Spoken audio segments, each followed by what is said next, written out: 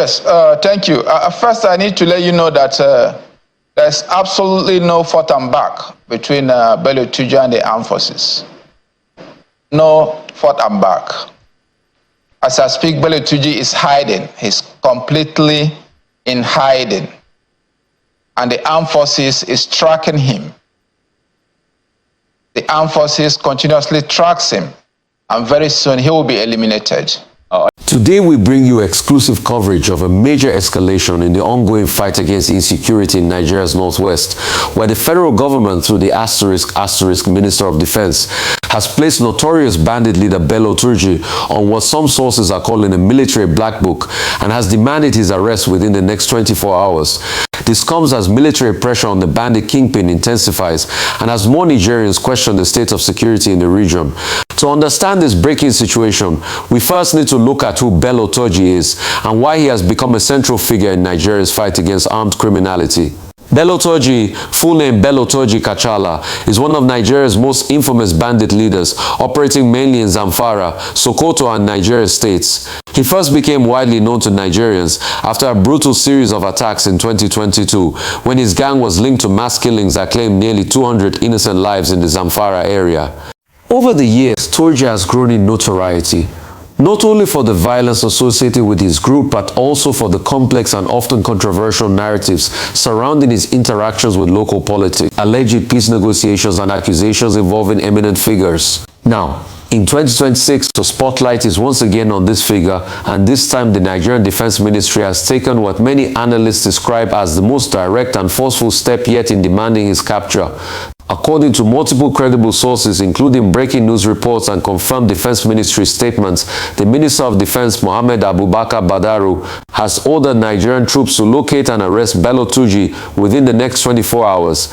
The minister has reportedly told troops under Operation Fansar Yamma to bring in Turji alive if possible, but to ensure that justice is served. This order comes against the backdrop of sustained military pressure on Turji's factions.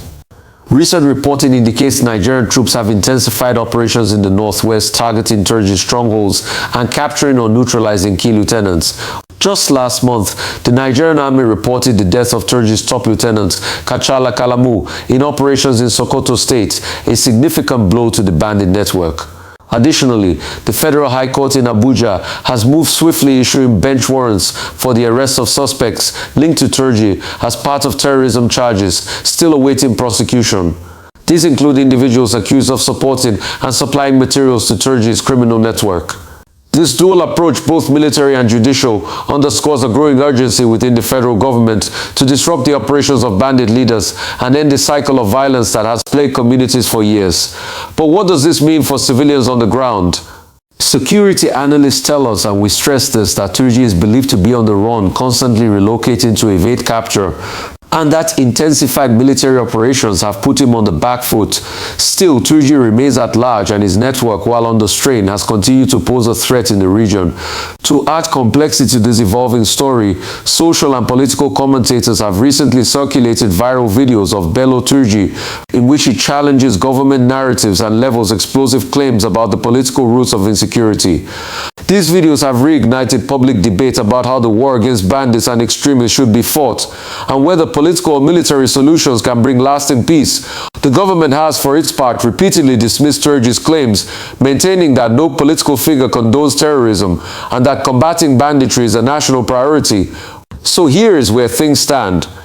Nigeria's Defense Ministry, led by Minister Mohammed Abubakar Badaru, has ordered troops to arrest Bello Turji within 24 hours. The Federal High Court has issued bench warrants against suspects linked to Turji's network on terrorism charges. Nigerian troops report success in neutralizing top commanders allied with Turji and pushing him into flight or hiding. Viral statements by Turji continue to fuel debate across social media and traditional platforms. It is important to remember that the fight against banditry and terrorism in Nigeria is not limited to one man. While Bello Turji is a symbol of the problem, the broader conflict involves dozens of criminal groups, militias like Lakurawa, and extremist outposts across the northwest that operate independently, yet leverage similar conditions of poverty and marginalization. Viewing this in context, observers note that the security situation in Nigeria remains dynamic. Only this week, There were deadly attacks by Islamist militants in Kwara State, where hundreds were reportedly killed before troops could respond swiftly. This has led some Nigerians to ask pointed questions about the pace and effectiveness of government action. At the same time, Nigerian security forces have reported thousands of militants and families surrendering across various theaters, showing that the tide may be shifting not only through force but also through community engagement and pressure on criminal networks. None of this, however, is cause for complacency. If anything, the call from the defense minister to arrest Bello Turji within 24 hours marks a new phase in the national security response, signaling that Abuja is committed to ending the era of armed lawlessness in the Northwest once and for all.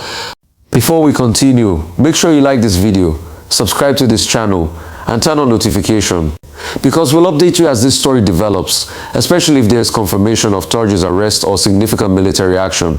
Now let's break down what this means for Nigerians and everyday citizens. First, the Defense Ministry's order signals a heightened level of operational coordination between the Army, Air Force, and intelligence agencies.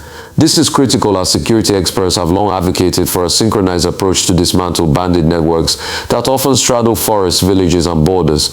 Second, the issuance of bench warrants by the Federal High Court underscores that this fight is both military and judicial. Combating banditry and terrorism cannot succeed without due process and legal consequences for accomplices and financiers. Third, the public reaction, especially on social media, shows a mix of hope, skepticism, and outright frustration. Many Nigerians are welcoming aggressive action against all forms of banditry. Others, however, remain concerned that without addressing systemic issues like governance, poverty, and intelligence gaps, the cycle of violence might simply morph into new incarnations. Finally, we must ask the question, can the capture of one man, even one as notorious as Turji, change the security landscape for good? Some analysts argue yes, that removing key leaders can disrupt criminal operations and pave the way for restoration of law and order.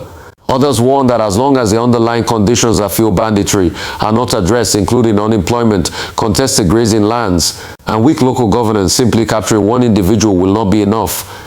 This is why we urge viewers to not only follow the news, but also stay informed about community dialogues, legislative actions, and policy shifts that accompany security operations.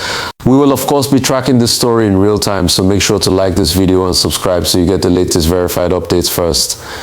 At this moment, Nigerians are watching to see whether Turji is arrested within the 24-hour window demanded by the defense minister, or whether events unfold differently. Whatever happens, you can be sure we'll bring it to you with clarity and accuracy.